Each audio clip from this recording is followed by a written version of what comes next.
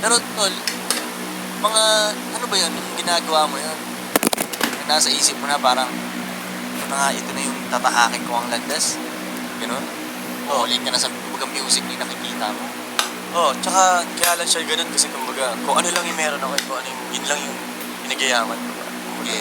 Ginamit mo lang. Hindi para magbigay ako ng dahilan para sa hindi dito. So kung ano lang yung meron ako na magagawa ako. Pero nung bata ka, anong i-imagine mo magiging trabaho mo?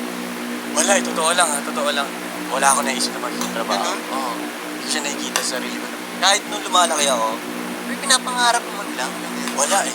Uy, Talaga, so talaga maging boss. nakapag-work ka na ba? Wala, hindi. So, hindi ko rin naranasan. Oo. Gusto ko yung sagot ni Mami. Gusto ko maging boss. Yun, nasa isip niya, no? Gusto mo maging So, bilang yun yung sagot mo, Mangi, anong tawag dito?